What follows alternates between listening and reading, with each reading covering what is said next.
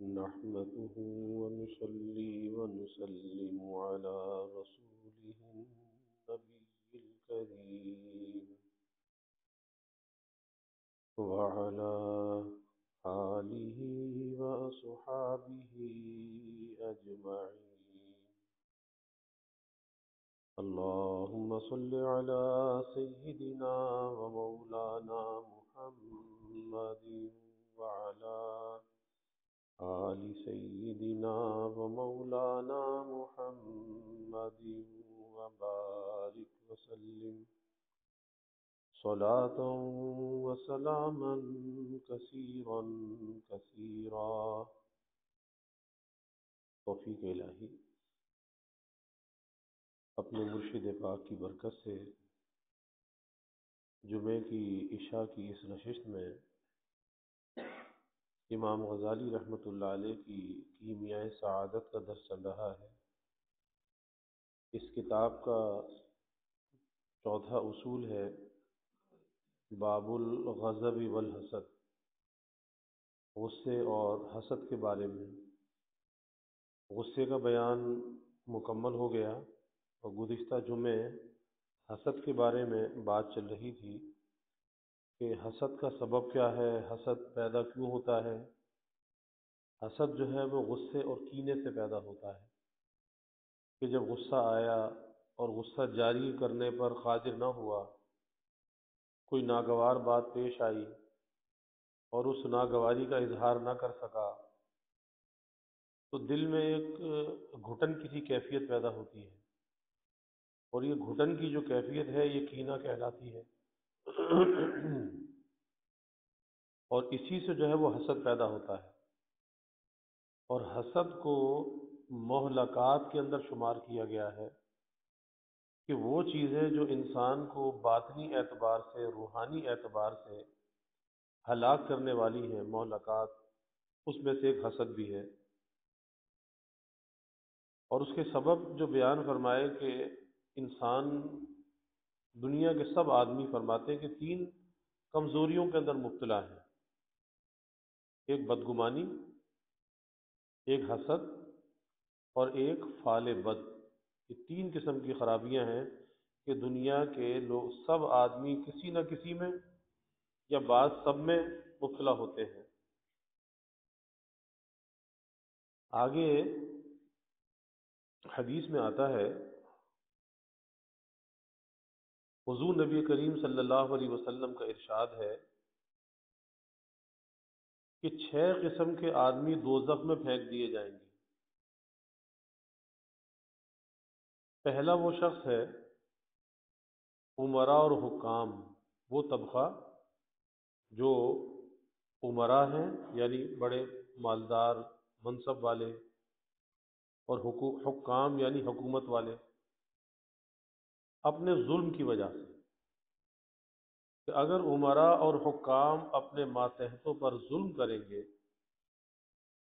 اور ظلم کرنے کا مقصد یہ ہوتا ہے کہ ان کا جو حق ہے، ان کی رعایا کا، ان کے ماتحتوں کا، اس کا حق ادا نہیں کریں گے بلکہ حق تلفی کریں گے، تو یہ ظلم ہے،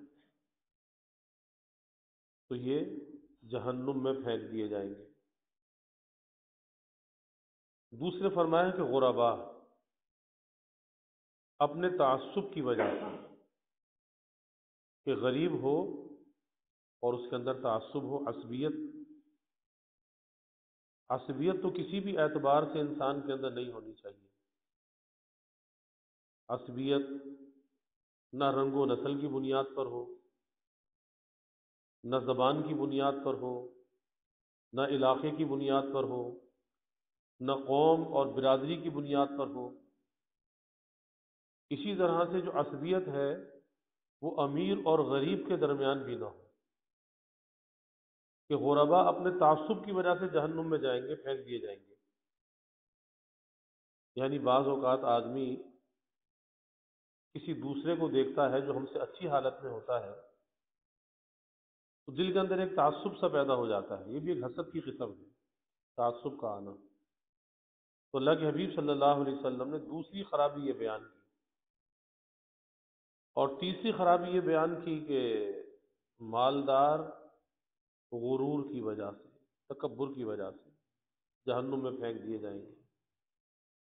کہ مال اگر دیا ہے تو اللہ کی ایک نعمت ہے، اور جب وہ اللہ کی نعمت ہے، اللہ کی عطا ہے، تو اللہ کا شکر ادا کرنا چاہیے۔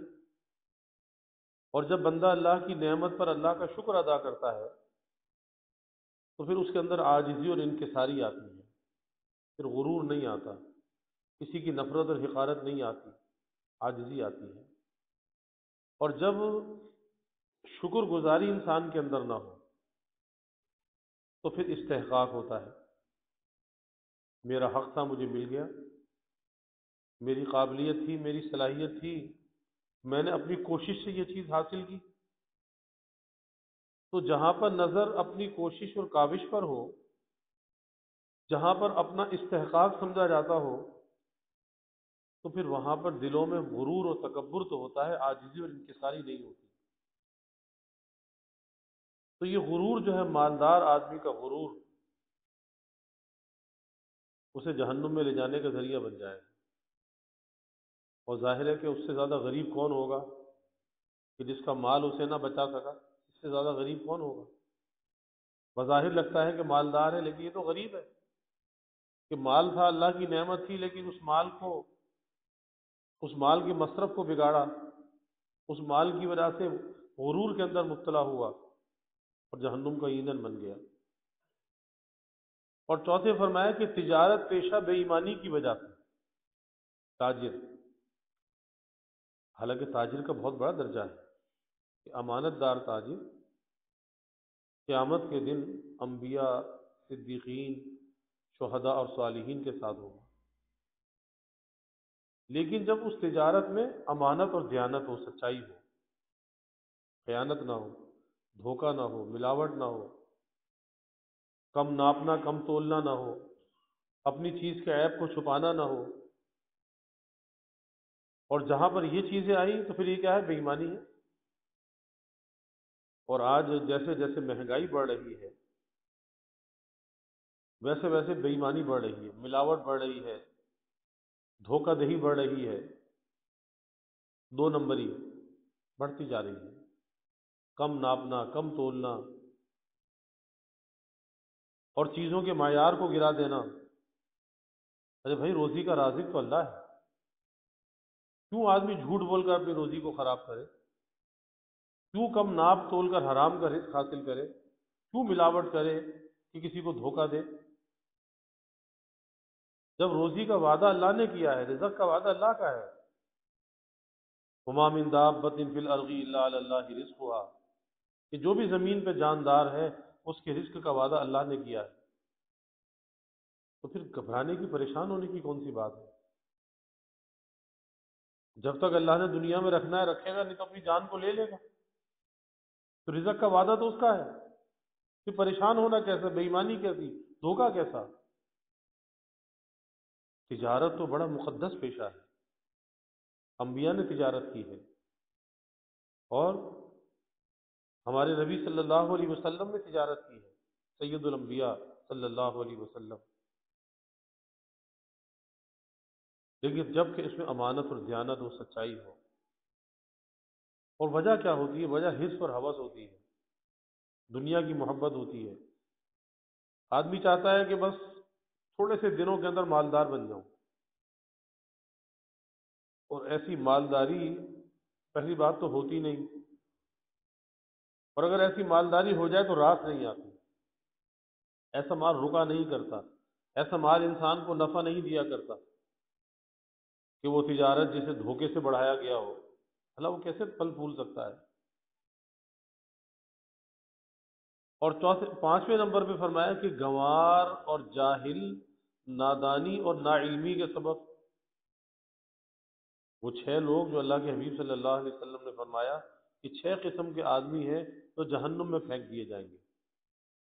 امراء اور حکام اپنے ظلم کی وجہ سے، غرباء اپنے تعصب کی وجہ سے، مالدار غرور کی وجہ سے، اور تجارت پیشہ بے ایمانی کی وجہ سے، اور گنوار اور جاہل نادانی اور ناعلمی کی وجہ سے۔ کیونکہ جاہل رہنا لا علمی کو اختیار کرنا یہ کوئی کمال کی بات نہیں ہے۔ بہت سے لوگ سمجھتے ہیں کہ بھائی اگر ہم نے کسی بات کو سمجھ لیا، کسی بات کا علم حاصل کر لیا تو وہ کام کرنا پڑے گا۔ ارے بھائی سب سے بڑا فائدہ ہے کہ جہل سے تو بچ جاؤ گے نا، جہل تو گمراہی ہے۔ کم از کم اگر علم ہونے کے بعد اگر وہ کوئی کام اس کے خلاف کرو گے تو غلط سمجھ کر کرو گے نا، اور اگر علم ہی نہ ہوا تو پھر کیا ہوگا؟ جہالت ہوگی، اور جہالت گمراہی ہے۔ تو گنوار اور جاہل رہنا یہ کوئی کمال کی بات نہیں ہے، نادانی لا علمی۔ کوشش کر کے انسان کو چیزوں کا علم حاصل کرنا چاہیے، کیونکہ دنیا کی زندگی اسباب کے ساتھ مسبب ہے، اس لیے اپنے کو جاہل اور گنوار نہیں رکھنا چاہیے، کوشش کرنی چاہیے۔ اور جتنی انسان کوشش کرتا ہے اللہ اس کی صلاحیتوں کو نکھارتا ہے، صلاحیتوں کے اندر جلا پیدا ہوتا ہے، اور اگر کوشش نہیں کرتا تو صلاحیتوں کو زنگ لگتا چلا جاتا ہے، ناکارہ اور نکما ہوتا چلا جاتا ہے۔ یہ تو اپنے اختیار کے اندر ہے نا۔ ایسے ایسے لوگ بھی موجود ہیں کہ جو تعلیم یافتہ نہیں ہے لیکن اپنی عقل کو استعمال کیا، اپنی فراست کو استعمال کیا، اللہ نے بڑی بڑی تجارتیں عطا کر دی، دستخط کرنا بھی نہیں جانتے، لیکن انہیں اپنی دولت کا اندازہ نہیں کہ دولت کتنی ہے۔ ایسے لوگ بھی موجود ہیں۔ اس لیے اللہ نے یہ سرکاری مشین تو دی ہے نا، استعمال کے لیے دی ہے، ناکارہ کرنے کے لیے نہیں دی، اس کو زنگ لگانے کے لیے نہیں دی۔ سرکاری مشین ہے، استعمال کرو، اس کی صلاحیتیں بڑھیں گی۔ ایک اچھا بھلا تندرست آدمی ہو اور اسے آپ بٹھا دیں، چلنا پھرنا بند کر دیں، اس کا بستر پر لٹا دیں، تھوڑے دن کے بعد معذور ہو جائے گا، اس کے ہاتھ پیر چلنا بند ہو جائیں گے۔ اگر ہاتھ پیروں کے اندر توانائی ہے وہ حرکت کی وجہ سے ہے، چلنے پھرنے کی وجہ سے ہے، ورنہ اچھا بھلا آدمی اس کا جسم جڑ جائے گا، ناکارہ ہو جائے گا۔ کسی مریض کو بھی اگر مجبوری میں ہاسپٹل میں لیٹنا پڑتا ہے نا تو اس کی ایکسرسائز کرائی جاتی ہے، اس کے اعضاء کو بحال رکھا جاتا ہے، فزیو تھراپسٹ آ کے اس کے بیڈ پہ ایکسرسائز کراتا ہے، کیونکہ اگر وہ ایکسرسائز نہ کی گئی، اس کی تھراپی نہ کی گئی تو جسم جو ہے ناکارہ ہو جائے گا۔ ایسے انسان کی ذہنی اور فکری صلاحیتیں ہیں کہ ان ذہنی اور فکری صلاحیتوں کو اگر کام میں نہ لایا جائے اسے زنگ لگنا شروع ہو جاتی ہے۔ لوگ بے وقوف نہیں ہوتے، لوگ بے وقوف بنتے ہیں، اپنے آپ بنتے ہیں۔ اللہ نے تو عقل و فہم دی ہے نا، اس کو استعمال کرو، کس نے کہا کہ استعمال نہ کرو؟ تو گنوار اور جاہل نادانی اور لا علمی کے سبب جہنم میں ڈالے جائیں گے۔ اس لیے اپنی زندگی کے دائرے کے اندر رہتے ہوئے چیزوں کا علم حاصل کرنا چاہیے، معلومات حاصل کرنی چاہیے، اپنی ذہنی اور فکری صلاحیتوں کو نکھارنا چاہیے، اور وہ استعمال سے نکھرتی ہیں۔ وہ خالی باتیں بنانے سے نہیں، بیٹھنے اور سونے سے نہیں، کھانے سے نہیں، استعمال سے وہ صلاحیتیں نکھرتی ہیں۔ اور آدمی کی یہ کیفیت ہوتی ہے کہ بہت زیادہ تعلیم یافتہ بھی نہیں ہے لیکن اپنی صلاحیتوں کو ایسا نکھارا ہے، ایسا بنایا اور سنوارا ہے کہ بڑی بڑے تعلیم یافتہ اس کے سامنے پیچھے ہیں۔ کس وجہ سے؟ کہ اس نے زندگی کا کوئی مقصد مقرر کیا ہے کہ میں نے اس مقصد کو حاصل کرنا ہے، اس کے لیے کوشش کی ہے، اللہ نے صلاحیتوں کو نکھار دیا۔ اور چھٹی بات یہ فرمائی کہ علماء اپنے حسد کی وجہ سے جہنم میں ڈالے جائیں گے۔ اب ظاہر ہے کہ علماء کا جو حسد ہے وہ عام آدمیوں سے نہیں ہے، علماء کا عالم کا حسد عالم کے ساتھ ہوتا ہے کہ فلاں عالم اتنی اچھی تقریر کیوں کرتا ہے، اس کے اتنے معتقد کیوں ہیں، وہ اتنا اچھا سبق کیسے پڑھاتا ہے۔ اب یہ عالم کا جو حسد ہے وہ عالم کے ساتھ ہے، کسی عام آدمی کے ساتھ نہیں۔ اور حسد تو کسی کے ساتھ بھی اچھا نہیں ہے، چاہے جائے کہ اہل علم کے ساتھ حسد رکھا جائے، تو یہ عالم کا حسد عالم کی وجہ سے، اور اس معاملے کے اندر شاید عام لوگوں کو پتہ نہ ہو، لیکن بڑا تحاسد ہوتا ہے علماء کے درمیان اور مدارس کے درمیان۔ ایک مقابلے بازی کی فضا ہوتی ہے کہ میرے مدرسے کی عمارت بڑی ہونی چاہیے، کسی کی بڑی بن گئی تو میری اس سے بڑی ہونی چاہیے۔ اب دوسرے سے حسد ہو رہا ہے، دوسرے کی ٹوہ لگائی جا رہی ہے۔ چندہ کہاں سے لے کر آتا ہے؟ اس کو چندہ کون دیتا ہے؟ اس کی بلڈنگ کیسے کھڑی ہو گئی؟ اس کے بعد تنخواہیں کہاں سے آتی ہیں؟ مدرسے کا راشن کہاں سے آتا ہے؟ کیا حسد ہے؟ ارے بھائی، جیسے اللہ اس کو دے رہا ہے آپ کو بھی دے گا، آپ بھی کوشش کریں۔ کام میں لگنا چاہیے، کہتے ہیں نا کام کو سلام، تو کام کریں، مدد کرنے والے اللہ کھڑے کر دے گا، لیکن کام تو کرو۔ تو یہ جو حسد ہے علماء کا، یہ علماء سے ہوتا ہے، عام آدمیوں سے نہیں ہوتا۔ تو یہ 6 قسم کے لوگ اللہ کے حبیب صلی اللہ علیہ وسلم نے فرمایا کہ انہیں اللہ تعالیٰ جہنم میں پھینک دے گا۔ حضرت انس رضی اللہ تعالیٰ عنہ سے روایت ہے کہ ایک بار سرکار رسالت مآب صلی اللہ علیہ وسلم نے فرمایا کہ اس وقت ایک وہ آدمی آئے گا جو اہل بہشت میں سے ہوگا۔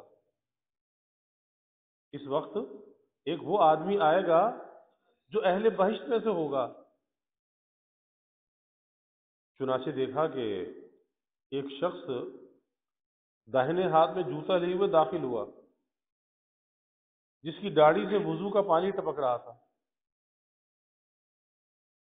دوسرے روز پھر یہی واقعہ پیش آیا کہ اللہ کے حبیب صلی اللہ علیہ وسلم نے فرمایا کہ جو شخص داخل ہوگا وہ اہل بہشت میں سے ہوگا، وہ جنتی ہوگا۔ دیکھا کہ وہی شخص تھا جو پہلے دن تھا، وہ دوسرے دن بھی وہی شخص تھا۔ پھر تیسرے روز بھی وہی ہوا، 3 دن لگاتار ایسے گزرے۔ چنانچہ وہاں پہ عبداللہ ابن عمر رضی اللہ تعالیٰ عنہ بیٹھے تھے، وہ شخص کے ساتھ اس کے گھر چلے گئے کہ حضور صلی اللہ علیہ وسلم نے فرمایا کہ 3 دن لگاتار، کہ جس کو جنتی دیکھنا وہ دیکھ لے، جو شخص یہاں آئے گا داخل ہوگا وہ جنتی ہے۔ اور ایک ہی شخص تھا جو 3 دن داخل ہوا، اور 3 دن آپ نے فرمایا۔ عبداللہ ابن عمر رضی اللہ تعالیٰ عنہ اس کے ساتھ گھر پر گئے کہ بھئی میں تو آپ کا مہمان بننا چاہتا ہوں 3 دن کے لیے، تاکہ یہ دیکھا جائے، دریافت کیا جائے کہ عمل کون سا کرتا ہے کہ آپ صلی اللہ علیہ وسلم اسے جنت کی بشارت دے رہے ہیں، کیا عمل ہے اس کا۔ تو کہا کہ میں تم سے یہ دریافت کرنا چاہتا ہوں کہ تم اس مرتبے پر کس طرح سے پہنچے۔ اور پھر عبداللہ ابن عمر رضی اللہ عنہ نے 3 دن قیام کیا، لیکن کوئی خاص بات نہیں دیکھی، کوئی بہت زیادہ نفل پڑھتے ہوئے، تہجد پڑھتے ہوئے، بہت زیادہ کوئی صدقہ خیرات کرتے ہوئے نہیں دیکھا، کوئی نفلی عبادات، کوئی ذکر اذکار بہت زیادہ کرتے ہوئے نہیں دیکھا۔ تو آخر میں اس سے دریافت کیا کہ بھئی میں تو اس مقصد کے لیے ٹھہرا تھا کہ میں دیکھوں کہ آپ ایسا کون سا عمل کرتے ہو کہ اللہ کے حبیب صلی اللہ علیہ وسلم کی طرف سے یہ بشارت ملی ہے، لیکن میں نے تو کوئی خاص عمل دیکھا نہیں۔ تو انہوں نے کہا کہ ایک بات ہے کہ میں اپنے دل میں کسی سے حسد نہیں کرتا، اپنے دل میں کسی سے حسد نہیں کرتا، اور یہ بہت بڑی بات ہے، دل کے اندر صفائی آ جائے، حسد بغض کینہ دل سے نکل جائے، تکبر عجب نکل جائے، خود پسندی نکل جائے، خود رائی نکل جائے، یہ بہت بڑی بات ہے۔ دل بن جاتا ہے، دل سنور جاتا ہے۔ تب عبداللہ ابن عمر رضی اللہ عنہ نے فرمایا کہ بس یہی وجہ ہے، اور تو کوئی نیک عمل ایسا کوئی بہت بڑی نیکی نہیں دیکھی۔ کہا کہ بس میرے دل میں کسی کے لیے کوئی بات نہیں ہے، کسی سے کوئی حسد نہیں ہے، کسی سے بغض نہیں ہے، کینہ نہیں ہے دل میں، دل صاف، اللہ کی ساری مخلوق سے دل میرا صاف. اور جب دل صاف ہوتا ہے تو یہی صاف دل تو اللہ تعالیٰ کی تجلیات کا مرکز بنتا ہے. یہی صاف دل تو اس قابل ہوتا ہے کہ اللہ تعالیٰ کی تجلیات اس کے اندر سما جائیں. جذب کی، انجذاب کی صلاحیت اس کے اندر ہوتی ہے. اور اگر حسد بغض کینہ ہو تو بنجر زمین ہے. بنجر زمین پہ اگر بارش برسے گی تو پانی بہہ جائے گا، کسی کام میں نہیں آئے گا. تو عبداللہ ابن عمر نے فرمایا کہ بس یہی وجہ ہے کہ خداوند عالم نے تجھے یہ مرتبہ عطا فرمایا. عون بن عبداللہ نے ایک بادشاہ کو غرور سے پرہیز کرنے کی نصیحت کی اور فرمایا کہ سب سے پہلا گناہ ابلیس نے کبر ہی کا کیا تھا. سب سے پہلا گناہ جو آسمانوں پر ہوا وہ کبر کا ہوا. اس سے کہا گیا کہ بھئی آدم کو سجدہ کرو.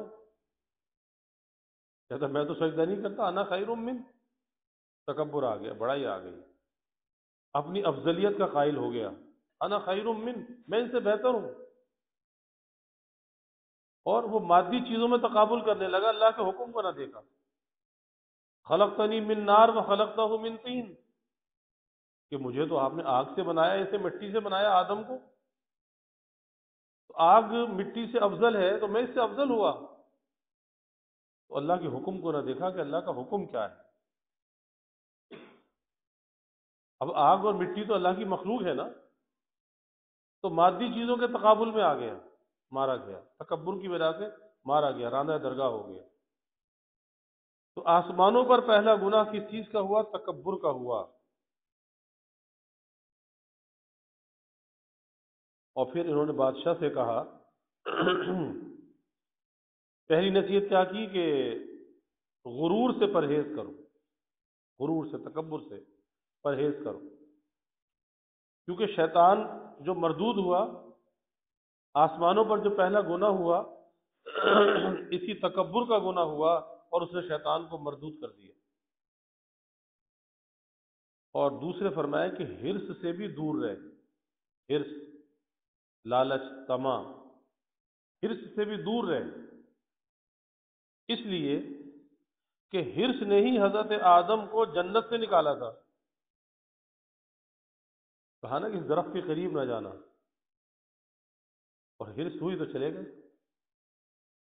اب اس حرص کی وجہ سے جنت سے نکالے گئے. اور پھر کہا کہ تیسری نصیحت کی، بادشاہ کو نصیحت کر رہے ہیں. پہلی نصیحت کہ غرور نہ کرنا، دوسری نصیحت کہ حرص نہ کرنا، حرص سے دور رہنا، اور تیسرے فرمایا کہ حسد سے پرہیز کر. حسد سے پرہیز کر، کیونکہ سب سے پہلا خون جو بہایا گیا، سب سے پہلا جو قتل اس زمین پر ہوا، خون بہایا گیا، وہ آدم علیہ السلام کے بیٹے قابیل نے حابیل کو قتل کر دیا. قابیل نے حابیل کو، بھائی نے بھائی کو قتل کر دیا. کس لیے؟ حسد کی وجہ سے. جب خدا کا ذکر کیا جائے یا نجوم کی باتیں کی جائیں تو خاموش بیٹھا رہے. یہ نصیحتیں اس بادشاہ کو کی. بکر بن عبداللہ سے روایت ہے کہ ایک آدمی بادشاہ کو روز نصیحت کرتا کہ نیکوں کے ساتھ نیکی کرو، کیونکہ بد افعالی آدمی کے لیے اس کی بد افعالی، بد افعال آدمی کے لیے اس کی بد افعالی بہت کچھ گناہ ہے. یعنی تم نیکوں کے ساتھ تو نیکی کرو، اور جو بد افعال آدمی ہے، جس بد افعالی کے اندر وہ مبتلا ہے، ارے یہی اس کے لیے بہت بڑا گناہ ہے. بادشاہ اس کو اس لیے دوست رکھتا تھا کہ آدمی نے اس شخص کی بادشاہ سے شکایت کی اور کہا کہ وہ آدمی مجھ کو گندا دہن کہتا ہے. وہ آدمی مجھ کو گندا دہن کہتا ہے. بادشاہ نے اس کی تصدیق کرنا چاہیے. تو کہا کہ جب وہ آدمی یہاں آئے گا تو اپنے منہ پر بدبو کی وجہ سے ہاتھ رکھ لے گا. بادشاہ کو بہکایا، وہ جو فلاں آدمی ہے نا، وہ گندا دہنی کے اندر مبتلا ہے، وہ آئے گا تو اس کے منہ میں اتنی بدبو ہوگی کہ تو اپنے منہ پر ہاتھ رکھ لے گا اس بدبو کی وجہ سے۔ اس کے بعد اس آدمی نے اس شخص کو جس کی شکایت پیش کی تھی بادشاہ کو لہسن کھلایا۔ ابھی حسد ہو رہا ہے کہ وہ آدمی بادشاہ کا مقرب نہ بن جائے۔ شکایت بھی کی، کہا کہ گندہ دہنی میں مبتلا ہے، اس کے منہ سے بدبو آتی ہے، اور جب وہ بات کرے گا تو آپ اپنے منہ پر ہاتھ رکھ لو گے۔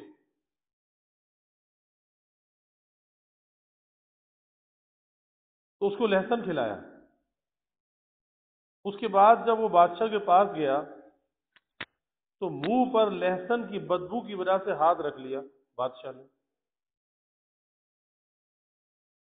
تو بادشاہ کو اس حاسد کی بات کا یقین آ گیا، یہ شخص اچھا آدمی نہیں ہے کہ اتنی اس کے منہ سے بدبو ہے کہ ہاتھ منہ پہ رکھتا ہے۔ چنانچہ اس نے اپنے وزیر کو لکھا کہ اس کو قتل کر دو۔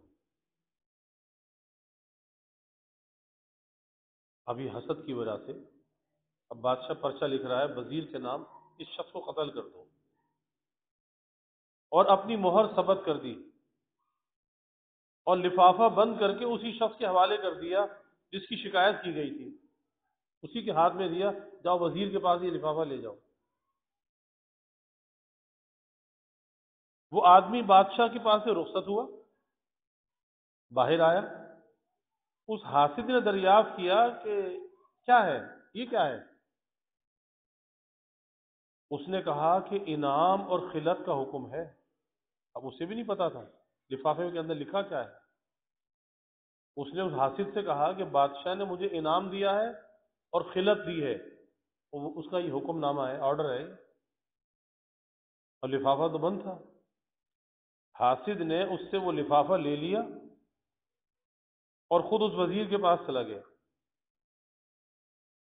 جب لفافہ کھولا گیا اس میں تو قتل کا حکم تھا۔ وزیر نے کہا کہ اس میں تمہارے قتل کا حکم ہے۔ حاسد نے کہا یہ حکم تو اس کے لیے ہے، آپ بادشاہ سے دوبارہ دریافت کر لیں۔ وزیر نے کہا کہ احکامات شاہی دوبارہ دریافت طلب نہیں ہوتے، احکامات شاہی دوبارہ دریافت طلب نہیں ہوتے۔ چنانچہ اس کو قتل کر دیا گیا، اور وہ نیک مرد دوسرے دن حسب معمول پھر آیا بادشاہ کے دربار میں۔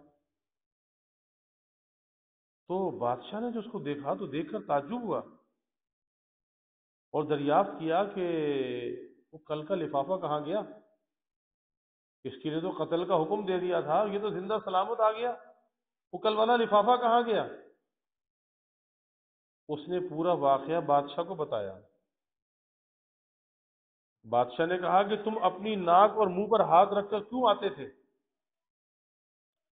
اس نے جواب دیا کہ کل اس شخص نے مجھے لہسن کھلا دیا تھا،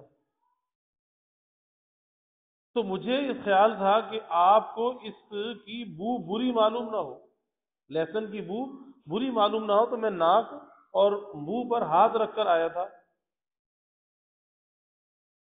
تو بادشاہ نے کہا کہ تم صحیح کہتے ہو، بد گرفتار کو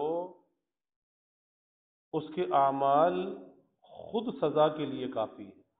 بات یہ چل رہی تھی کہ بد افعال آدمی کے لیے اس کی بد افعالی کافی ہے، تو بد کردار کو اس کے اعمال خود سزا کے لیے کافی ہے، تو خود سزا کے اندر مبتلا ہے کیونکہ بد کردار ہے۔ ابن سیرین رحمہ اللہ فرماتے ہیں کہ میں کبھی حسد نہیں کرتا۔ ابن سیرین رحمہ اللہ فرماتے ہیں کہ میں کبھی حسد نہیں کرتا، اس لیے کہ اگر وہ آدمی دنیا سے محبت کرتا ہے اور دوزخی ہے تو میرے حسد کی ضرورت نہیں۔ اگر وہ دنیا سے محبت کرنے والا ہے، دوزخی ہے، تو میرے حسد کی ضرورت نہیں،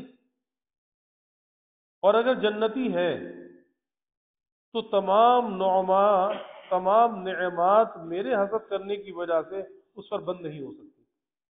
اللہ کی جو نعمتیں ہیں، اللہ کی جو عطایا اس کے اوپر ہے، تو میرے حسد کی وجہ سے وہ نعمتیں نہیں چھن سکتی، وہ ضائع نہیں ہو سکتی، نہ وہ کم ہو سکتی ہیں، اور وہ شخص ضرور جنت میں جائے گا کیونکہ اللہ جنت کا فیصلہ کر چکا ہے۔ تو جب بھی میرے حسد کا کوئی فائدہ نہیں۔ حضرت حسن بصری رحمہ اللہ سے کسی نے دریافت کیا، مومن آدمی بھی حسد کر سکتا ہے؟ خواجہ حسن بصری رحمۃ اللہ علیہ امام الاولیاء ہیں اور ہمارے سلسلے کے سرتاج ہیں، اور چاروں سلاسل حضرت حسن بصری رحمۃ اللہ علیہ تک پہنچتے ہیں، اور حسن بصری رحمہ اللہ سے پھر حضور صلی اللہ علیہ وسلم تک پہنچتے ہیں۔ تو سوال کیا کہ مومن آدمی حسد بھی کر سکتا ہے؟ تو فرمایا کہ پسران یعقوب کا قصہ یاد کرو، پسران یعقوب کا قصہ یاد کرو، یعقوب علیہ السلام کے بیٹے، اور کیسے اپنے بھائی سے حسد کیا، یوسف سے، یوسف علیہ السلام۔ تو پتہ چلا کہ مومن آدمی بھی حسد کر سکتا ہے، کہ بھائیوں نے بھائی سے حسد کیا اور اس حسد کی وجہ سے یوسف علیہ السلام کو کنویں میں پھینک دیا۔ فرمایا کہ جو آدمی موت کا خواہش مند ہے اس کو نہ حسد ہو سکتا ہے، نہ محبت دنیا اور نہ خوشی۔ یعنی ظاہر موت تو آنی ہے، لیکن حسد جب آتا ہے، دنیا کی محبت جب آتی ہے، یا دنیا کی لذتوں میں جب منہمک ہوتا ہے، کہ جب اپنی موت کو بھولا ہوا ہوتا ہے اور یہ سمجھا ہوا ہوتا ہے کہ میں نے ہمیشہ دنیا میں رہنا ہے، دنیا کو اپنا گھر سمجھتا ہے، جائے قرار سمجھتا ہے، تو جو آدمی موت کا خواہش مند ہے اس کو حسد نہیں ہو سکتا۔ کیسے ہوگا؟ ارے اسے تو اپنے موت کی فکر ہوگی نا، کہ موت کی منزل کیسے میری آسان ہو۔ بھلا وہ کسی کو کیا دیکھے گا؟ جس کے پیٹ میں درد ہو رہا ہو وہ کسی کے نزلے زکام کی کیوں فکر کرے گا؟ اسے تو اپنے پیٹ کے درد کی فکر ہوگی کہ میرے پیٹ کا درد صحیح ہو جائے۔ تو جس سے اپنی موت کی فکر ہوگی وہ سوچے گا کہ میری موت آسان ہو جائے، تو کسی سے وہ حسد کیوں کرے گا؟ اپنی نیکیاں برباد کیوں کرے گا؟ اور دنیا سے محبت کیوں کرے گا؟ جس دنیا کو چھوڑ کر جانا ہے، بھلا اس دنیا سے وہ محبت کیسے کرے گا؟ اور آخرت کے لیے خوشی اس کے دل میں ہوگی، لیکن دنیا کے لیے خوشی اس کے دل میں نہیں ہوگی، بلکہ آخرت کی خوشی کا وہ منتظر ہوگا۔ پھر آگے حسد کے بارے میں، اس کی کچھ حسد کے اسباب، اس کی کچھ بنیادیں، اور غبطہ اور رشک جو ہے اس کے بارے میں کچھ باتیں بیان کی، یہ انشاءاللہ تعالی آئندہ عرض کریں گے۔ اللہ تعالیٰ اس حسد جیسے رذیلے سے، مہلک بیماری سے اللہ ہم سب کی حفاظت فرمائے۔ وآخر دعوانا الحمد للہ رب العالمین والعاقبۃ للمتقین، والصلاة والسلام علی اشرف الانبیاء والمرسلین۔ اللہم صل علی سیدنا و مولانا محمد وعلی آل سیدنا و مولانا محمد وبارک وسلم۔ ربنا آتنا فی الدنیا حسنہ وفی الآخرۃ حسنہ وقنا عذاب النار۔ ربنا اتمم لنا نورنا واغفر لنا انک علی کل شیء قدیر۔ اللہم اعنا علی ذکرک وشکرک وحسن عبادتک۔ اللہم وفقنا لما تحب وترضى من القول والعمل والفعل والنیة والہدى انک علی کل شیء قدیر۔ اللہم اعنا بالعلم وزینا بالحلم واکرمنا بالتقوى وجملنا بالعافیہ۔ اللہم انا نسألک الہدى والتقى والعفاف والغنى۔ اللہم انا نسألک الصحة والعفة والأمانة وحسن الخلق والرضا بالقدر۔ اللہم زدنا ولا تنقصنا، وأكرمنا ولا تهنا، وأعطنا ولا تحرمنا، وآثرنا ولا تؤثر علينا، وأرغنا وارض عنا، وأرغنا وارض عنا۔ اللہم انا نعوذ بک من جہد البلاء ودرک الشقاء وسوء القضاء وشماتة الأعداء۔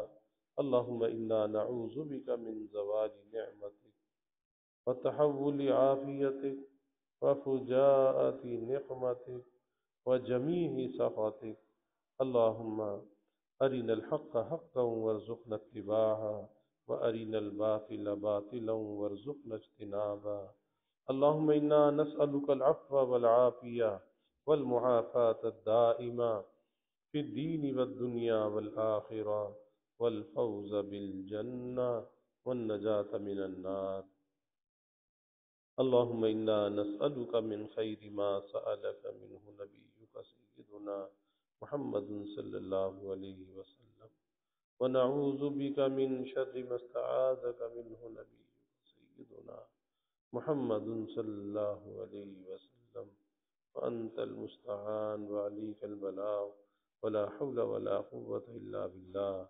وجزى الله عنا محمدا صلى الله عليه وسلم ما هو أهله، وصلى الله تعالى وسلم على النبي الكريم. آمين.